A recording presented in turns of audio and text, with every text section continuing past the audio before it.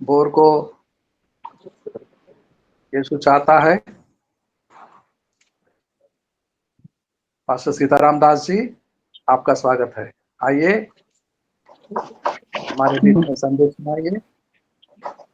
सारे लुकुंगन के विश्वास परिवार को जय मसीह की। आए हम छोटी सी प्रार्थना करते हुए प्रभु आपसे ये सुनहरा मौका है, बहुत ही सौभाग्य का दिन है।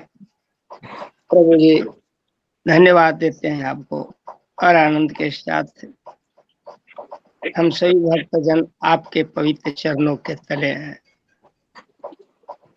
पवित्र आत्मा हम सबके बीच में रहिए, अगुवाई कीजिए, समझ और बुद्धि दीजिए। मैं आप अपनी ओर से नहीं बल्कि आप में होकर आपके द्वारा एक एक वचन सीखने पाए, सिखाने पाए। हम सबके हृदय में आकर बोलिए और बातचीत कीजिए। हम अपने आप को आपके हाथों में सौंपते हैं और ये प्रार्थनाएं यीशु के नाम में मानते हैं, आमीन। हम निकाल लेंगे दूसरा कुरिन्थियों 3 अध्याय, सेकंड कुरिन्थियों, दूसरा कुरिन्थियों 3 अध्याय।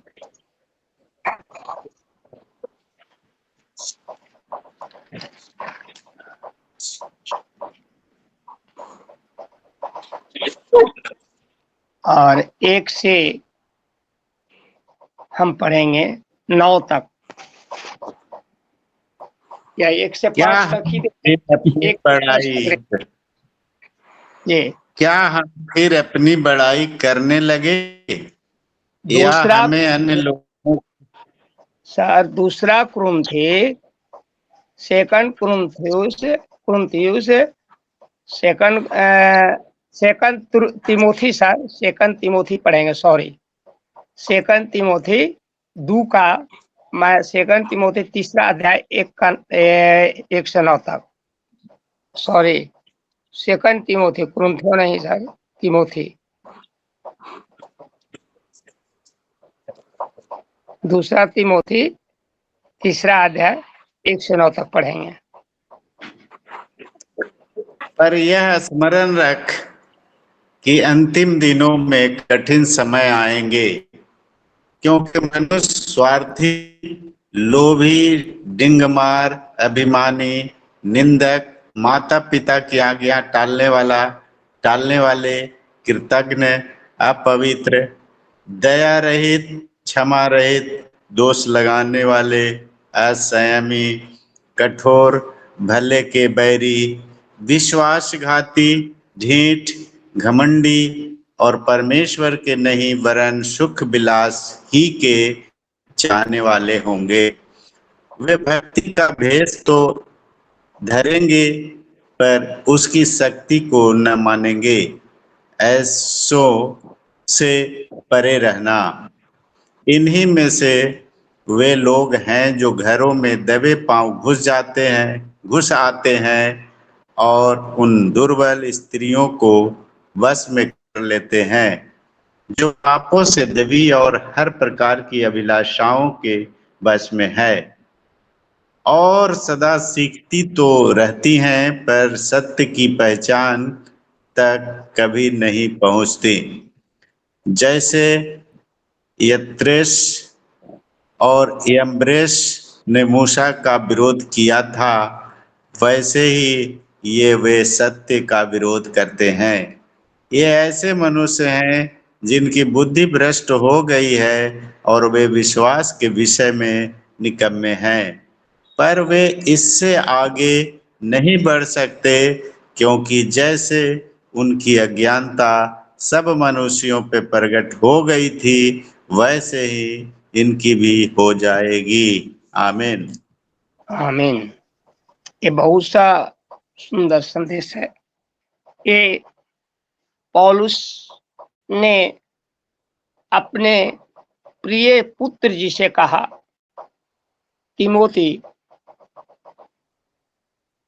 जो पौलुस का वास्तव में अति प्रिय था, अति प्रिय चेला था, अति प्रिय शिष्य था, उसे इसने लिखा। आज ये हम सब सुनने वाले पढ़ने वालों के लिए ये पत्री लिखी जा रही है और ये भविष्यवाणी है। ये भविष्यवाणी की जा रही है कि तू एकदम स्मरण रख, याद रख कि अंतिम दिनों में कठिन समय आएंगे। अंतिम दिनों में कठिन समय आएंगे, कठिन दिन आएंगे। ये हम लोग स्पष्ट रूप से जानते हैं कि ये चिन्ह दिखाई दे रहा है या नहीं।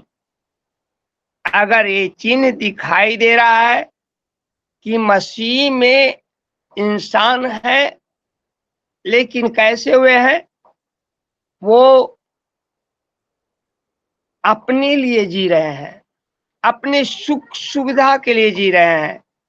जितना अधिक सुख सुविधा हमें मिले, हमारे परिवार को सुख सुविधा मिले,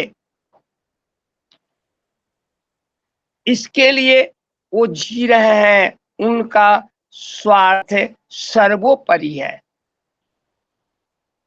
उनका स्वार्थ सर्वोपरि है। पौलुस ऐसा नहीं था। पौलुस उस समय में ऐसे नहीं थे। वो अपने लिए कभी नहीं जिया। वो दूसरे के लिए, जब फर्स्ट तिमोथी, दूसरे तिमोथी दोनों किताब पढ़ते हैं तो, या पौलुस का रोमियो के पत्री से शुरू करते हैं तो सारा चीज हमें दर्शन में मिलता है। पौलुस के सारे पत्रियों में कई बातें देखने के लिए मिलता है। तो यहाँ हम विशुद्ध रूप से पौलुस की भविष्यवाणी को देखते हैं कि अंतिम दिनों में पूरा मसीही समाज ऐसे में शामिल हो जाएंगे। ये इसे मसीही युग कहा जाएगा। ये मसीही युग इन दिनों में, अंतिम दिनों में शामिल रहेंगे, शामिल हैं। अभी हम सभी शामिल हैं। स्वार्थ में सभी जीने के लिए एकदम कंपटीशन है। हम फलाने से कम नहीं, दोष लगाने में कंपटीशन है। एक मसीह दूसरे पर दोष लगाने में एकदम बढ़ चढ़ के काम कर रहे हैं। ये देखने के लिए मिलता है। हम सबसे अच्छे हैं, बाकी सारे पास्टर खराब हैं, ये देखने के लिए मिलता है। कई जगह मुझे सीखने के लिए विश्वासी लोग कहते हैं कि भैया मसीह पास्टर में मेल क्यों नहीं है, पास्टर लोग क्यों एक दूसरे का शिकायत करते हैं, दोष लगाते हैं। दंग रह जाना पड़ता है। कल कि मेरे मुंह से तो कभी नहीं सुने हैं, लेकिन भैया आपसे नहीं सुने हैं। जब इस चीज को देख रहे हैं, फिर भी पौलुस पवित्र आत्मा के द्वारा भविष्यवाणी करता है। पवित्र आत्मा के द्वारा भविष्यवाणी करता है। क्या भविष्यवाणी करता है, इस हम दूसरा तिमोथी 4:1 देख लेते हैं। दूसरा तिमोथी 4:1 में क्या भविष्यवाणी है, पढ़िएगा मदन सर।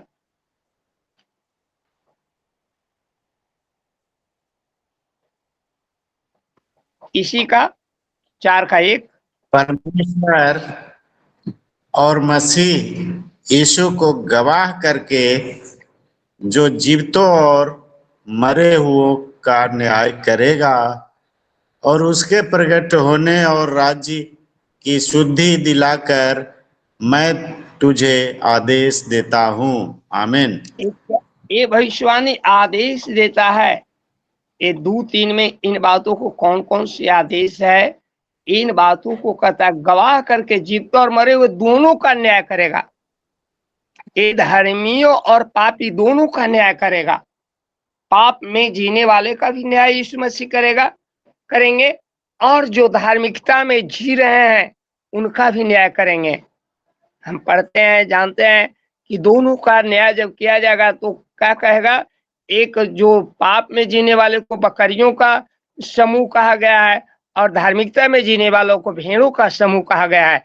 बकरियों को समूह को क्या कहे, भेड़ों को समूह कहेगा कि धन्य है तू जो इस योग्य है, जाओ राज्य करो, और भेड़ों को समूह को कि जाओ इसे अथाह अग्नि कुंड में डाल दो। न्याय के दिन में ऐसे बाइबल बताती है होगा। और यहाँ साफ कहता है कि भविष्यवाणी करता है कि जैसे जैसे अंत निकट आएगा बातें बिगड़ती जाएगी। जैसे जैसे निकट आ रहा है सारी बातें बिगड़ती चली जा रही है। बहुत अच्छे मसीह थे, बहुतों का घर वापसी हो रहा है, बहुतों अच्छे चर्च में विश्वासी हुआ करते थे, अच्छे पास्टर थे, अच्छे सेवक थे, डायरेक्टर थे। वो क्या कर रहे हैं? अपने स्वार्थ में जी रहे हैं।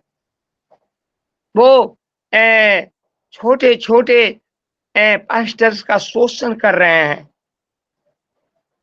ये मैंने देखा है, बहुतों में देखा है अपने इसे सेवकाई के दरमियान। बहुत से मीटिंग में मैं गया और मीटिंग में ये सब देखा, मैं मीटिंग में जाना छोड़ दिया। किसी मीटिंग में हम ज्वाइन नहीं करते हैं, सिर्फ ए लुकिंग टू जीसस के अतिरिक्त किसी में हम ज्वाइन नहीं करते हैं। ये क्या कहता है? साफ कहता है बिगड़ती जाएगी। आप दूसरा पत्र 3:3 पढ़ेंगे सर, दूसरा पत्र 3:3।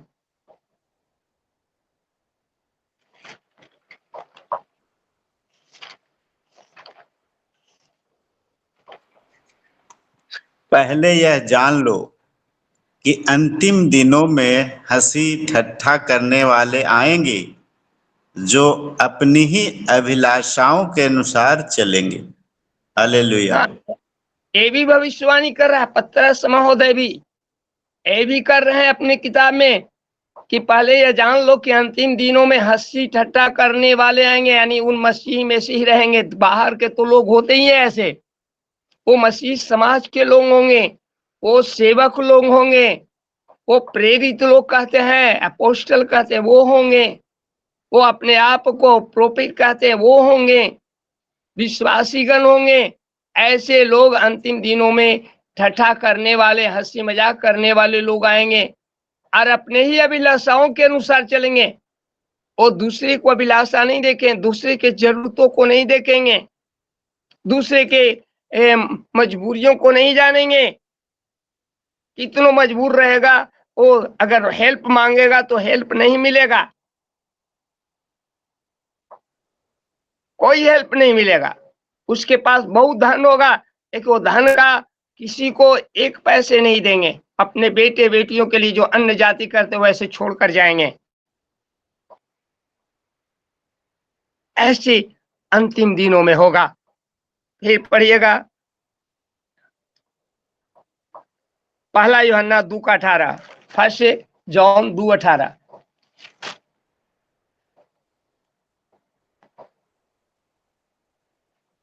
First John 2:18।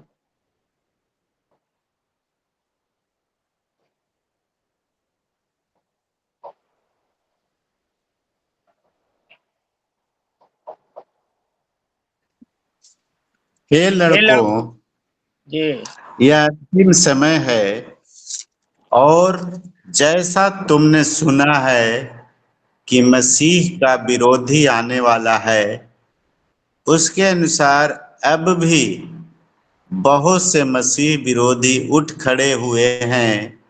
इससे हम जानते हैं कि यह अंतिम समय है। आमीन आमीन। कितनी सुंदर बातें हैं।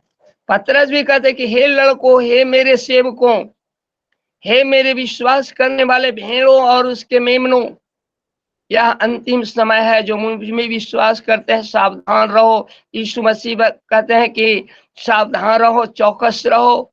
तुम में झूठे भविष्यवक्ता, झूठे मसीह आ जाएंगे जो तुम में से ही निकले रहेंगे, लेकिन अपने स्वार्थ के लिए वो सब कुछ करेंगे।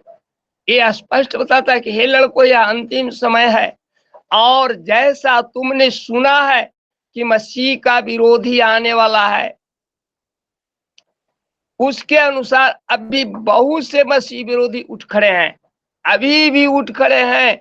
ये यूहन्ना जब फर्स्ट सेंचुरी में किताब लिखा था, उस समय ये भविष्यवाणी यूहन्ना ने किया, पतरस ने किया कि ये होगा, खड़े हैं। इसमें हम जानते हैं क्या अंतिम समय है वो, उसके अनुसार अब भी बहुत से मसीह विरोधी उठ खड़े हैं।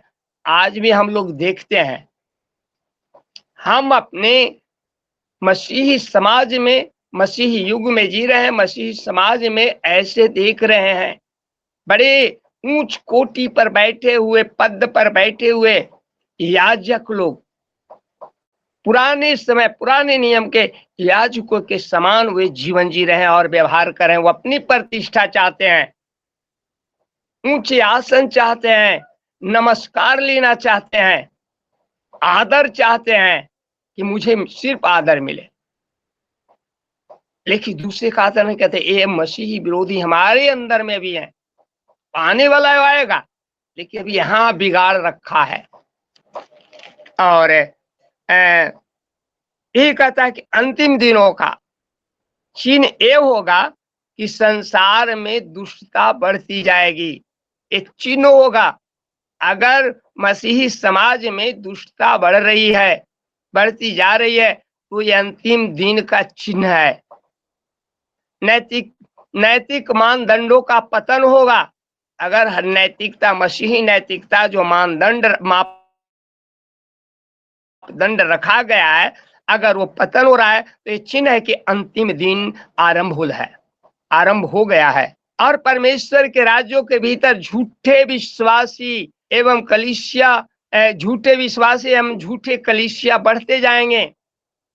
अंतिम दिनों में परमेश्वर के राज के ही भीतर, मसीही समाज के भीतर झूठे विश्वासी, झूठे पास्टर, झूठे सेवक निकल आएंगे और उनकी झूठे प्रचार करेंगे और उनकी कलीसिया बहुत बढ़ती जाएगी। भीड़ उसके बीच में जाएंगे, लेकिन अच्छे कलीसिया में भीड़ घटती जा रही है। अच्छे कलीसिया का विश्वासी झूठे कलीसिया में चले जा रहे हैं। जैसे बहुत नाम अभी है, बहुत से नाम से ऐसे निकल आए हैं, पिता परमेश्वर के नाम से, माता मरियम के नाम से, तो कई के नाम से। हमारे जहानाबाद में भी एक बहन ऐसे बता रही थी कि वो लड़कियां घर घर जा करके, हर मसीही समाज में जाकर के और कलीसिया में जाकर दुष्प्रचार कर रही है। ऐसा मुझे सुनने के लिए मिला है। मत्ती 24 का 11-12 पढ़ेंगे। मत्ती 24 अध्याय 11-12।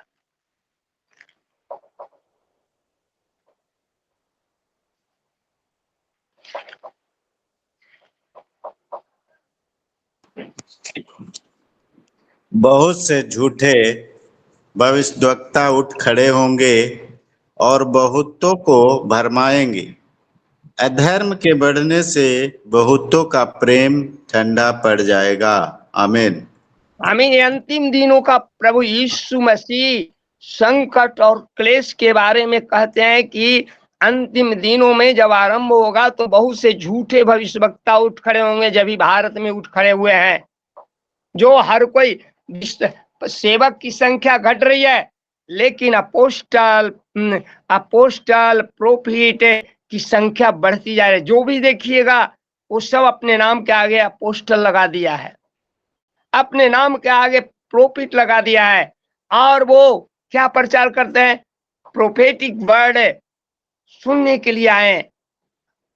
ये प्रोफेटिक वर्ड का प्रचार किया जा रहा है, भविष्यवाणियां की जा रही है।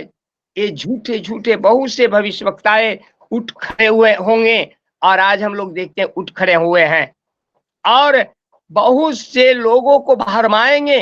बात ठीक है, भरमाए जा रहे हैं। मेरे कलीसिया से एक के बार 10 आदमी को तोड़ के ले गया था कहीं। आज 10 मसीह को छोड़ करके पहले जैसा जीवन जी रहा है, जिसमें से 6-7 को मैं जानता हूं, और उसमें 2-3 उससे अलग होकर के जीवन जी रहे हैं। वो क्या प्रोफेट लिखता है, अपने नाम के आगे लिखे प्रोफेट।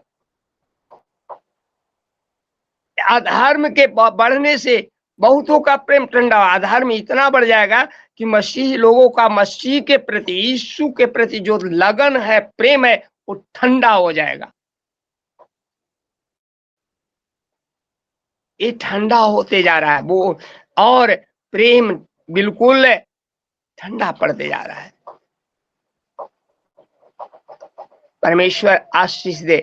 ऐसे बातों से हमें बचने की जरूरत है, हमें हमेशा सावधान रहने की जरूरत है।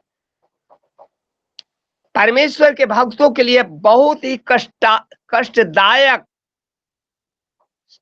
एवं क्लेश का समय होगा। ये अंतिम दुनिया ऐसे हो जाएगी। तो परमेश्वर के सच्चे भक्त हैं, जो अपने जीवन को वचन के अनुसार ढाल लिए हैं, उनके लिए कष्टदायक दिन आएगा। उनको लोग ठट्ठा में उड़ाएंगे और उड़ा रहे हैं। उनकी बहुत सी निंदाएं की जा रही है। उन्हें तरह तरह के, जैसे यीशु मसीह के साथ किया जा रहा था, आज वैसे सेवकों के साथ हो रहा है।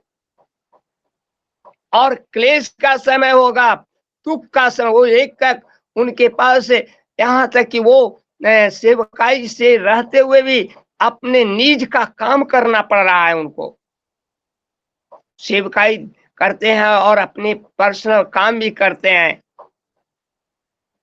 जो अपने आप को होल टाइमर करके सेवकाई में झोंक दिया, लेकिन ये बुरे समय में होल टाइमर तो है, लेकिन घर की जरूरतों को पूरा करने के लिए मेहनत मजदूरी भी करना पड़ रहा है उन्हें। ऐसे समय हम देख रहे हैं आ गया है। पौलुस ये चेतावनी इसलिए देता है कि वह उन सेवकों और उनकी कलीसिया को, सेवकों एवं कलीसिया दोनों को, जो मसीह तथा उसके प्रकाशन के प्रति निष्ठावान है, यीशु मसीह के प्रति और उसके दर्शन के प्रति ईमानदार है, निष्ठावान है, दृढ़ हो सके, दृढ़ कर सके।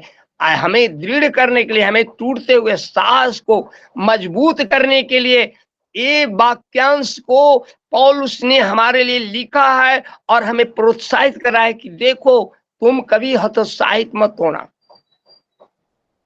ये तुम्हारे दिन में आएगा। आज से 2020 वर्ष पहले पौलुस ने लिखा था और आज हम सेवकों को जीवन में देखने के लिए मिलता है। लेकिन इससे हम जब पढ़ते हैं तो साहस मिलता है, ताकत मिलती है। ये स्पष्ट मसीह में उद्धार की पूर्ण आशीष एवं पवित्र आत्मा की सामर्थ्य का उंडेला जाना उन लोगों के लिए तब भी उपलब्ध होगा। आज भी जो सताए जा रहे लोग हैं, पवित्र आत्मा उनको जो शुरू में मिला था, ये दुख के, क्लेश के और सताव के समय में भी उन पर पवित्र आत्मा उंडेला जा रहा है। पवित्र आत्मा की सहभागिता उनके साथ बने हुए हैं, जो नए नियम के विश्वास एवं व्यवहार के प्रति सच्चे बने रहते हैं। पुराने नियम नहीं, नए नियम। नए नियम में जो प्रभु यीशु मसीह ने और यीशु मसीह के प्रेरितों ने जो शिक्षा दिया है, उसके प्रति वे सच्चे बने रहते हैं और आगे भी बने रहेंगे। उन पर हमेशा पवित्र आत्मा उंडेला जाएगा। धर्म त्याग के मध्य भी बहुत से मसीही धर्म को, मसीहियत को त्याग रहे हैं। उनके बीच में भी कलीसिया का अर्थ उन लोगों के लिए अधिक अनुग्रह और सामर्थ्यवान है, जो संतों के सौंपे गए, जो मूल विश्वास को थामे रहते हैं। ये उन संतों के लिए जो है, जो प्रभु यीशु मसीह के विश्वास को अभी तक थामे हुए रह रहे हैं, उनके लिए। प्रेरितों 4:33 पढ़ेंगे। प्रेरितों का किताब 4:33 वचन। प्रेरितों 4:33।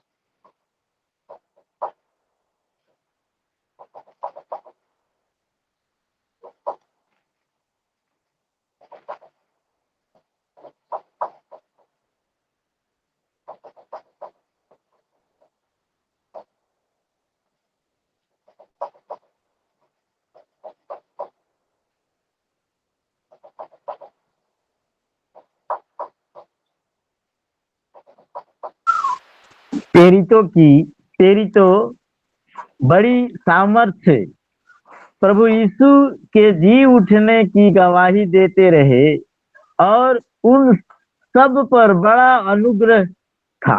आमीन। हाँ, ये उन पर एक जो पौलुस का नाम साउल है और वैसे बहुत से गुंडे तबके के लोग प्रभु यीशु मसीह के जी उठने की गवाही देने वाले, प्रार्थना करने वाले को पकड़कर जेल में डाल रहे थे, सता रहे थे, उनकी गिरफ्तारियां हो रही थी।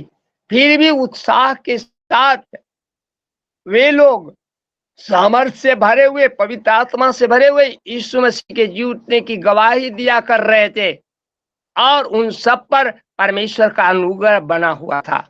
उस समय भी, आज भी लोग ऐसे हैं, उन पर वो जेल में डाले जा रहे हैं, वो सताव का सामना कर रहे हैं, उनके बच्चे बहुत से दुखों का भागीदार हैं, बहुत से दुख उठा रहे हैं, उनके पढ़ने के लिए स्कूल फी नहीं मिल रहा है, ट्यूशन फी नहीं मिल रहा है, फिर भी वो गवाह बनते जा रहे हैं, उनकी गवाहियां टूट नहीं रही है।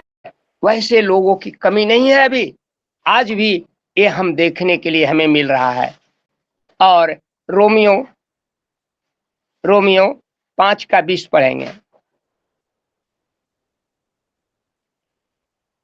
रोमियो 5:20।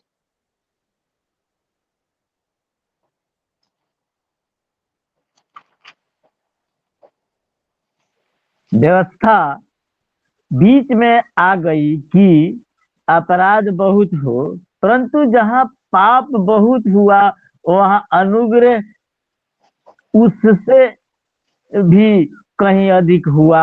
आमीन। हाँ, जहाँ पाप बहुत हुआ परमेश्वर का अनुग्रह वहाँ बहुत, सताव जहाँ हुआ परमेश्वर का अनुग्रह भी वहाँ ज्यादा हुआ।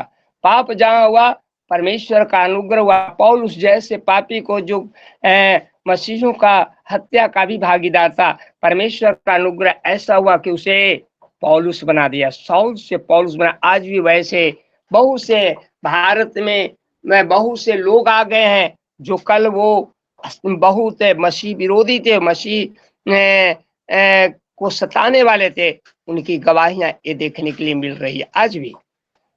और हम जब दूसरा को देखते हैं कि मनुष्य, ये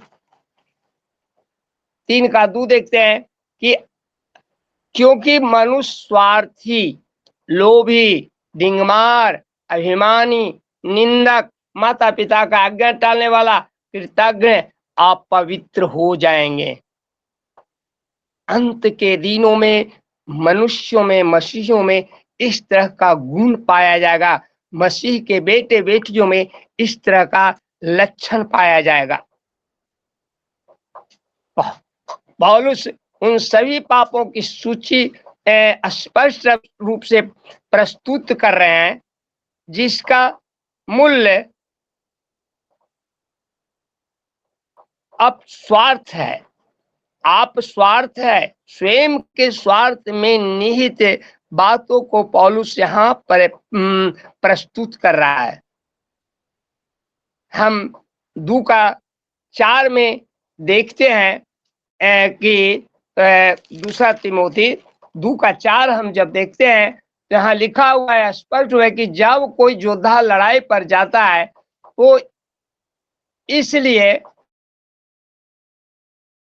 कि वह अपनी भर्ती करने वाले को प्रसन्न करे और अपने आप को संसार के कामों में नहीं फंसाता है। ये जब कोई लड़ाई पर जाता है, सिपाही पुलिस, तो अपने अफसर को खुश करने के लिए ये काम करता है, वो शिकायत का मौका नहीं देता। हम मसीहियों को भी ऐसा ही करना चाहिए। हमें जिसने इसमें भर्ती किया,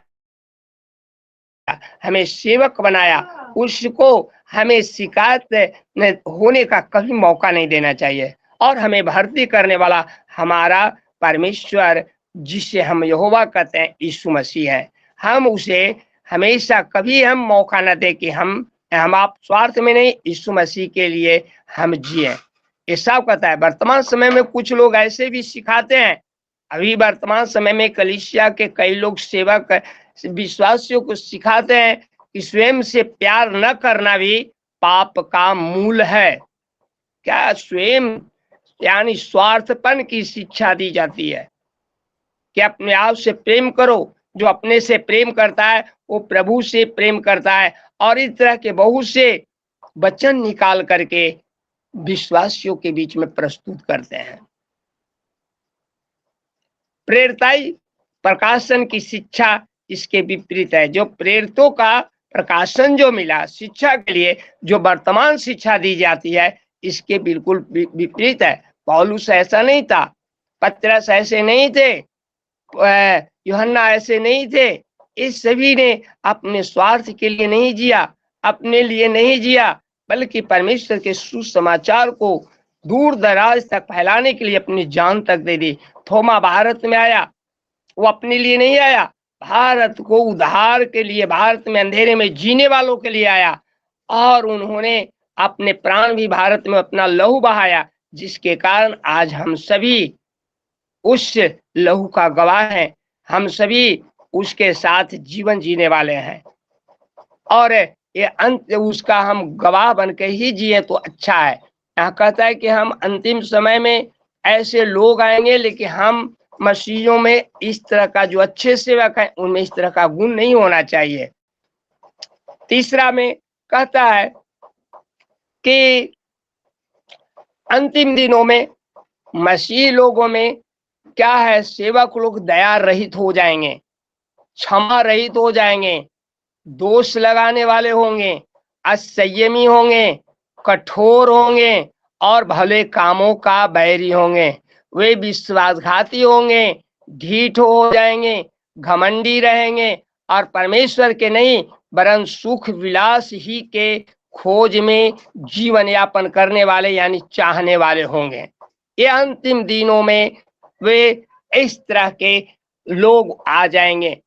स्पष्ट रूप से 5 में कहता है कि वे भक्ति का भेष तो धरेंगे पर उसकी शक्ति को न मानेंगे। ऐसों से तुम सावधान रहो, परे रहो, अलग रहो। हम जब 3 का देखते हैं कि वे माया रहित हो जाएं, अंतिम दिनों में विश्वासियों को अभक्ति की अधिकता का सामना करने के लिए तैयार रहना होगा। अभी हम लोग जो वर्तमान समय में जी रहे हैं, इन अभक्ति का सामना करने के लिए हमें तैयार रहने की जरूरत है। हम कभी भी हम पर ये दुखों का सामना करना पड़ेगा, दुख आएगा, हम लोग के सामने कभी भी आ सकता है। इसलिए पौलुस कहता है कि तैयार तुम्हें रहना होगा। पहला चीज प्रेरित भविष्यवाणी करता है, प्रेरित भविष्यवाणी करता है कि शैतान परिवार पर बड़ा विनाश लाएगा। ये प्रेरितों का कि जब हम प्रेरित लोगों का किताब पढ़ते हैं, पौलुस का किताब पढ़ते हैं, पतरस का पढ़ते हैं, यूहन्ना का पढ़ते हैं लिखा हुआ किताब, लुक्का का किताब पढ़ते हैं, तो मत्ती का पढ़ते हैं और सारे किताब मत्र चारों बुक पढ़ते हैं, तो इस सब में शैतान के कामों को दिखाता है और शैतान विनाश लाएगा, ये भविष्यवाणी है। बच्चे माता पिता का आज्ञा टालने वाले होंगे, ये स्पष्ट है। हमारे बच्चे, हमारे बेटे बेटियां वो हमारे ही आज्ञा को टालेंगे, कोई बड़ी बात नहीं। आज मसीह के बेटे बेटियां ऐसे ही हो रहे हैं, ऐसे ही सेवक के बेटे बेटियां ऐसे ही हैं। बहुत से लोगों को मैं देखा हो, हमारा भी बेटा भी हो सकता है, आपका भी हो सकता है, वो माता पिता का वो आज्ञा को टालने वाले हो जाएंगे और स्त्री पुरुष माया रहित हो जाएंगे। क्या है, ये स्त्री पुरुष जो है वो माया रहित रहेंगे। उनके कलीसिया में भूखे लोग आएंगे, एक वो खाना नहीं खिलाएंगे, वो खाने का भी सोचेंगे कि मैं कहाँ से खिलाऊं।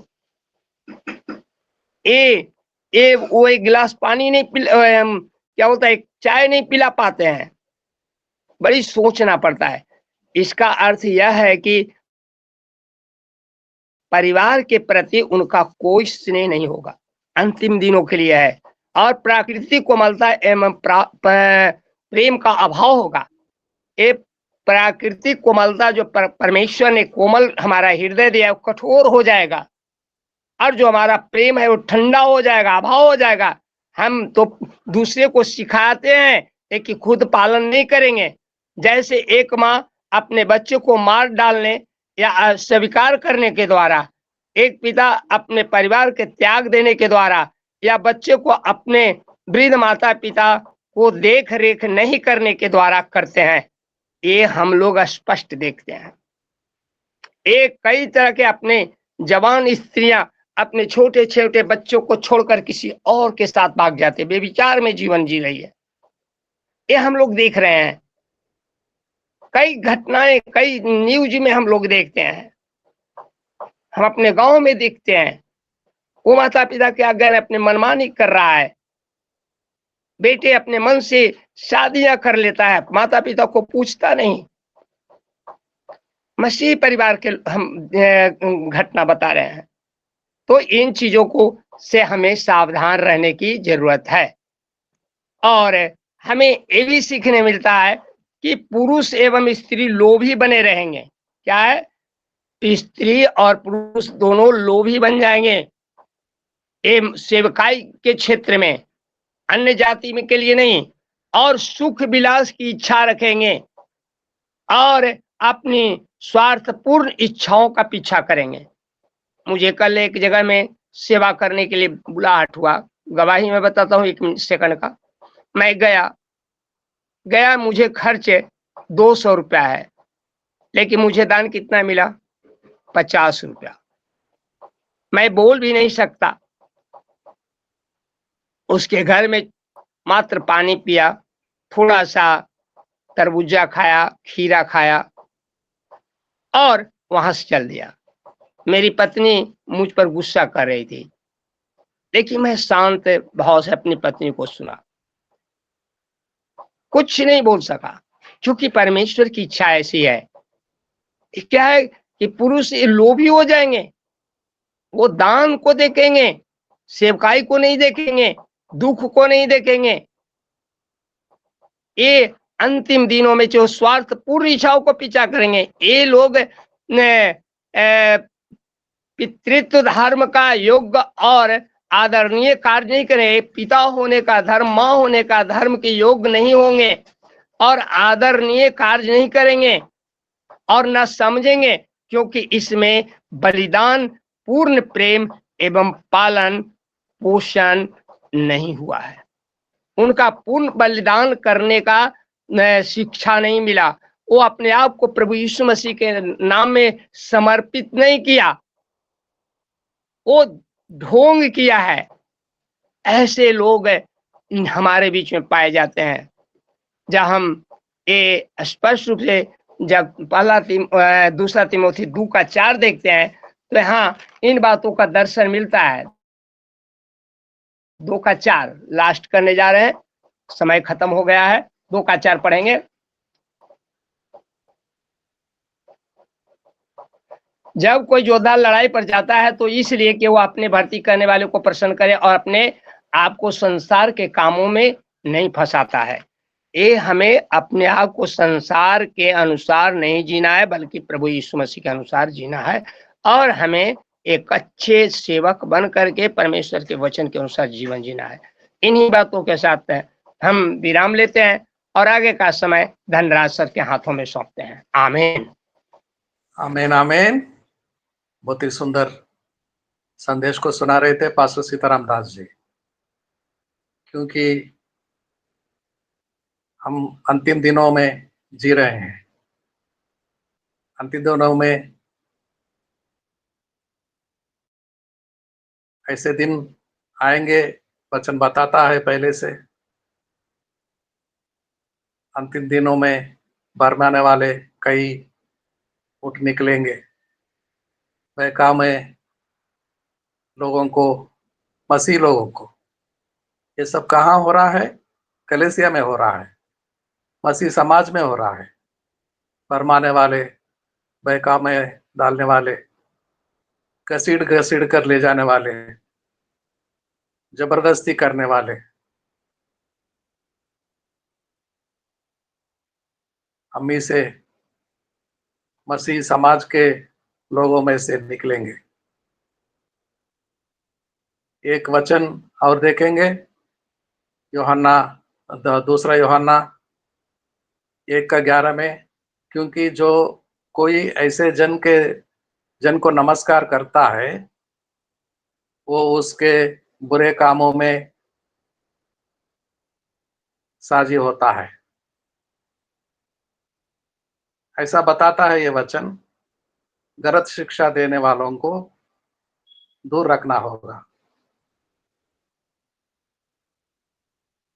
जो कोई झूठी शिक्षा फैलाने वालों का अभिवादन या समर्थन करता है, वो जाने अनजाने में उनके बुरे कामों में भागीदार बन जाता है। अभिवादन या समर्थन देने वाले अभिवादन क्यों करें? दूर रहें, बच के रहें। ऐसे लोगों को क्या कैसे पहचानेंगे? जबरन हमारे बीच में घुस आएंगे, प्रभु के नाम में, सेवा के नाम में जबरदस्ती घुसाएंगे।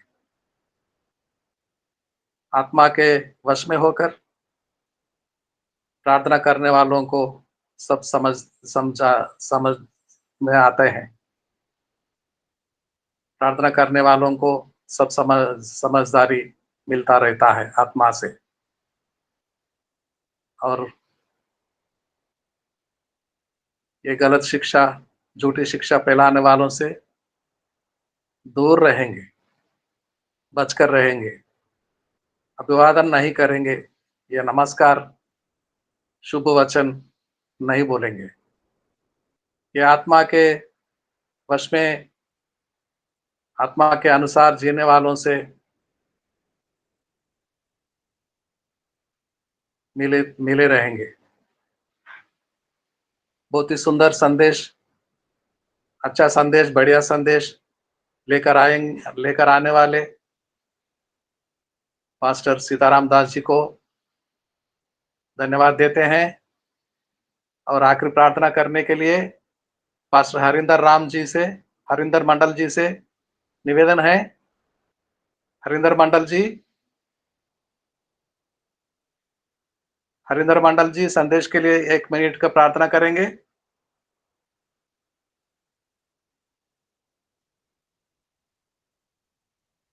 या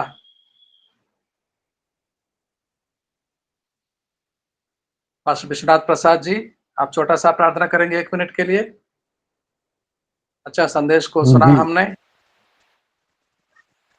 धन्यवाद करते हैं प्रभु जी, हमारे भैया ने अच्छा संदेश दिया और संदेश हमारे अंदर बाहर काम करने के लिए प्रार्थना करते हैं। सबको तेरे हाथों में सौंपते हैं और सभी के सेवकाई को भी तेरे हाथ में सौंपते हैं। एक कठिन समय में तू हम सबों को संभालने पाए। हम छोटी सी दुआ, विनती, निवेदन, प्रार्थना यीशु पापा के नाम से करते हैं। एक तो बीच में आपको दे रहे हैं सभी भाई बहन के को, कि हमारे सिस्टर पूर्णा जी के लिए और भाई कमलदीप के लिए प्रार्थना में, अपना व्यक्तिगत प्रार्थना में याद करें कि हम लोगों को ये प्रतिष्ठा का सवाल है, वो दोनों को संगति और पुत्र प्राप्ति के लिए अपने व्यक्तिगत प्रार्थना में और कलीसिया के प्रार्थना में भी रिपीट करेंगे। और नेपाल का घटना के लिए भी रात हमको पता चला है कि नेपाल में हिंदू राष्ट्र बनाने को तत्पर में है। जितने लोग वहाँ महामंडल लोग का करते हैं, अधिकारी हैं, सबको बर्खास्त किया जाएगा। ये दोनों विषय पर आमीन। आमीन आमीन। पूनम जी, यस सर, आमीन। बोलिए। क्या हाल है? जय मसीह की। आपका पति का कुछ जानकारी देंगे? हाँ, वो मैसेज पे कल नाइट में 9:15 मैसेज आया था, गुड नाइट। केवल मैसेज के थ्रू बातचीत कर रहे हैं, फोन भी में था। तो मैंने देखिए क्या होता है कि ब्लेसिंग प्रभु लिए हुए है मेरे लिए, लेकिन आजू बाजू अवती भवती के लोग है ना, डिस्टरबेंस पैदा करते हैं। तो हमें खुदा को ही देखना है। मैंने उस पे, लॉर्ड ने मुझे अंदर से लीड किया कि तू भयभीत ना हो, भय ना खा, बल्कि अपना बुद्धि विवेक ना चला, मुझ पे भरोसा रख। तो प्रभु ने हमें संभाला है, आप लोग ने भी दुआ किया है। आप लोग से विनती है कि जैसा कि विश्वनाथ जी ने कहा है, तो सब लोग अपने पर्सनल प्रेयर में ये करते रहिएगा। उन्हें भी परमेश्वर शांति से भर दे। उनके जीवन में माँ बाप नहीं है और बच्चा नहीं होने के वजह से वो ऐसे गुमराह हो गए हैं। तो जो भी मसीह के लोग हैं, जिसके परिवार में कोई ऐसी परिस्थितियां हैं जो नहीं जानते यीशु को, तो हमारी रिस्पॉन्सिबिलिटी है कि वो भी प्रभु को जाने, तो उसके लिए दुआ हो। तो मुझे विश्वास है कि आने वाले दिनों में हमारे जीवन में एक बहुत बड़ी गवाही मिलेगी और प्रभु ने बहुत हिम्मत ताकत बल दिया है मुझे। मैं थोड़ा आमीन। जिस तरह से वो चले जाते हैं बिना बताए, एक पत्नी के नाते मुझे और लगता है, लेकिन प्रभु फिर मुझे वचनों से ताजा कर देते हैं। मैं कल एक संगति में गई थी, शाम को 6-7 लेडीज रहती हैं मेरे घर के थोड़ा सा दूर पे। एक ठिकाना है, स्तुति महिमा हुआ, प्रार्थना हुआ, फिर मैं बिल्कुल से एकदम ताजा हो गई और मैं घर आई। तो मैं प्रभु का धन्यवाद, प्रभु हमारे बीच में है कि प्रभु ने मुझे ताजा तरीन किया। जब भी मैं अपसेट होती हूँ, उदास होती हूँ, प्रभु सेनाओं का यहोवा अपने सेना को भेज के मुझे ताजा करते। पति का यही न्यूज है कि थोड़ा उनका माइंड वैसा हो गया है। आने वाले दिनों में प्रभु उनको शांति से भर दे और हम लोगों को संतान दे, ताकि हमारा बच्चा भी प्रभु का गुणगान गाए। तो आप लोग आमीन। का दुआ आमीन। और प्रभु का आशीष सब पे बना रहे। धन्यवाद आमीन। यीशु। आमीन। जरूर प्रार्थना करेंगे सारे लोग, सारे भाई बहन अपना व्यक्तिगत प्रार्थनाओं में और कलीसिया के प्रार्थनाओं में जरूर याद रखेंगे, पूनम जी के लिए और भाई कमलजीत के लिए। और नेपाल के घटना जो विश्वनाथ प्रसाद जी पास्टर जी बता रहे थे, इन सारे बातों को ध्यान में रखते हुए प्रार्थना करेंगे। अब समय है। उनका जगजीवन नाम कमलदीप है। धनंजय, पास्टर जी, उनका नाम कमलदीप है, कमलजीत नहीं, कमलदीप। कमलदीप, कमलदीप। हाँ, जगजीवन कुमार जी सामने आएंगे और वोट ऑफ थैंक्स को सुनाएंगे। Yes sir. Out of thanks सुनाने से पहले गवाही भी देना चाहते हैं और प्रार्थना रिक्वेस्ट से। तो मेरा गवाही ये है कि गला सूजन के लिए प्रेयर डाले थे, तो कुछ कुछ ऐसा गला सूजन कमा भी है और कुछ गले साफ भी हुए हैं। इसके लिए प्रभु को धन्यवाद के लिए प्रार्थना रिक्वेस्ट देते हैं और धन्यवाद कहते हैं प्रभु को और सारे टीम को, भाई बहनों को।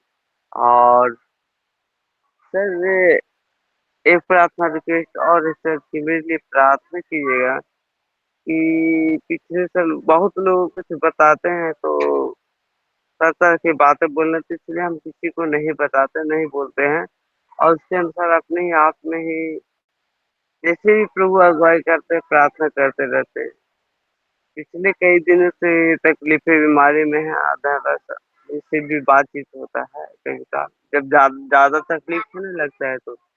लेकिन पिछले साल में हम जब 1 जनवरी प्रेयर में बैठे हुए थे, पंजाब लुधियाना में थे, काम कर रहे थे, तो जैसे महसूस कर रहा था कि बहुत से बारिश होगा और तरह-तरह की चीज़ें होगा, लेकिन प्रभु सबको अपने लोगों को सुरक्षित कर रखा और परीक्षाएँ पड़े थे और सचमुच में सही हुआ भी। मेरे साथ भी जो हुआ सब लोगों के साथ में हुआ और इस साल में भी जब हम प्रेयर कर रहे थे सुबह में सर जी, तो 1 तारीख को संध्या से लेकर सुबह तक, तो उस समय जब लास्ट में क्या देखें कि बहुत सी बीमारियाँ, दुःख तकलीफ़ें हैं, कहीं झगड़ा-झंझट हो रहा और मतलब कि एक्सीडेंट भी हो रहा और सचमुच उस तरह से बीमारियाँ भी देख रहे हैं और एक्सीडेंट भी देख रहे हैं कहीं-कहीं, बहुत तरह से भी हो रहा है। लेकिन प्रार्थना अंदर-अंदर करते रहते हैं सर, लेकिन जैसे ही जब शाम को प्रभु आत्मिकता में बहुत सी बातें बताते रहते हैं। लेकिन जब प्रार्थना करना चाहते हैं और उठना चाहते हैं रात में बहुत मुझे नींद सताता और तो उठ जाते हैं एक व एक और एकदम अजीब-अजीब सी चीज़ें देखते रहते हैं। पता नहीं क्या ऐसा होता है, इसके लिए प्रार्थना कीजिए आप लोग कि सही रीति से मैं प्रभु में प्रार्थना कर पाऊँ, वचन पढ़ पाऊँ और उसको मतलब सही रीति से समझ पाऊँ और मुझे वो शक्ति सामर्थ बल दे। क्योंकि 1 तारीख को जनवरी में हमें एक वचन प्रभु ने दिए थे, अगर जयगोपाल वचन कुमार रक्त जी, से बहे हो तो आप वोट ऑफ थैंक्स को सुनाए। जी, जी। आपके लिए जी, जरूर प्रार्थना करेंगे। धन्यवाद देते हैं। जी, धन्यवाद देते हैं शक्तिमान परमेश्वर को, जो इस नासिक के माध्यम से हमें अपने रिलेशन बनाए, हर एक दलदल से निकालें, इसके लिए धन्यवाद देते हैं सब। फिर उसके बाद में धनराज सर जी को जो प्रतिदिन हम सब के लिए सुबह उठ के प्रार्थना करते हुए और हम लोग को जॉइन करते एकत्रित करते हैं, ताकि हर एक को आशीष मिले बच्चों के द्वारा एक दूसरे के माध्यम से और धनराज सर के लिए इसके लिए धन्यवाद करते हैं हेमंत सिंह मैम को। और धन्यवाद देते हैं विश्वनाथ सर जी को कि प्रतिदिन सभी के लिए प्रेयर करते हैं कि हर एक के जीवन में प्रभु आशीष दे, हर एक बंधनों से छुटकारा दे। धन्यवाद करते हैं जिन्होंने गीत गाए सर जी ने, उनको धन्यवाद देते हैं वचन को पढ़े जाने के लिए सभी बहनों को जो परमेश्वर को वचन को पढ़े। धन्यवाद देते हैं ये आखिरी प्रार्थना जो सॉरी जो सर जी प्रचार किए वचन के माध्यम से बताएं कि कैसे जीवन में रहना चाहिए, कैसे एक स्वभाव को बनाना चाहिए, इसके लिए धन्यवाद देते हैं। आखिरी प्रार्थना करने के लिए विश्वनाथ सर जी को धन्यवाद। सारे 3 भाई बहनों को जय मसीह। जय मसीह। आपके लिए भी प्रार्थना करेंगे। और पास्टर सीताराम दास जी सामने आए एक बार और आशीषों को सुनाएंगे। आशीषों को लेकर यह सभा यहीं पर समाप्त करेंगे। पास्टर सीताराम दास जी, आप सामने आएंगे। आप पिता परमेश्वर का प्रेम, प्रभु यीशु मसीह का अनुग्रह और पवित्र आत्मा की संगति और सहभागिता और परमेश्वर का सुरक्षा का हाथ दुनिया के तमाम भक्त जनों के पर, उनके संतानों पर, संत जनों पर, जो हमारे परमेश्वर के सेवक जो कैद में है, जेल में है, उनके ऊपर, उनके परिवार के ऊपर, लुकिंग अनटू जीसस के सारे परिवार के ऊपर, धनराज सर और उनके परिवार के ऊपर, बाल बच्चों के ऊपर, उनके जीवन के ऊपर, और आज उपस्थित तमाम भाई बहनों के और उनके परिवार के ऊपर सदा सर्वदा प्रभु यीशु मसीह के दूसरे आगमन तक बना रहे। आमीन। आमीन आमीन। आमीन आमीन। धन्यवाद देते हैं सारे भाई बहनों को, खास